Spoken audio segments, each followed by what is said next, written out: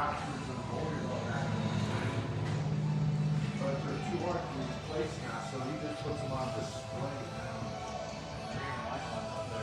Yeah, that's a 1938. You gotta drive all these like a truck to have a stick shift.